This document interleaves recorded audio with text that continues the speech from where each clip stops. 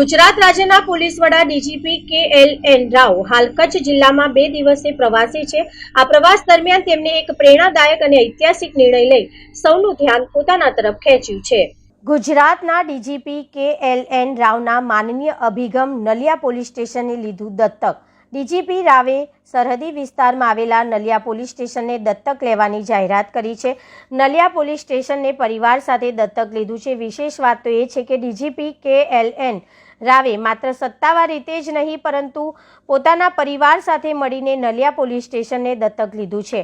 આ નિર્ણય પાછળનો મુખ્ય હેતુ પોલીસ સ્ટેશનના સ્ટાફ અને તેમના પરિવારોના કલ્યાણ તેમજ પોલીસ સ્ટેશનની સુવિધાઓમાં વધારો કરવાનો છે। ઉચ્ચ અધિકારીઓ દ્વારા આ પ્રકારે છેવાડાના પોલીસ સ્ટેશનને દત્તક લેવાની ઘટના પોલીસ બેડામાં ચર્ચાનો વિષય બની છે। ડીજીપી જ્યારે નલિયા પોલીસ સ્ટેશન પહોંચ્યા ત્યારે ત્યાંના પોલીસ પરિવારોમાં ભારે ઉત્સાહ જોવા મળ્યો હતો। નલિયા પોલીસ પરિવારે ડીજીપીનું તિલક કરી સ્વાગત કર્યું। નલિયા પોલીસ પરિવારની મહિલાઓ અને કર્મચારીઓએ ડીજીપીનું તિલક કરી અને પરંપરાગત રીતે સ્વાગત કર્યું।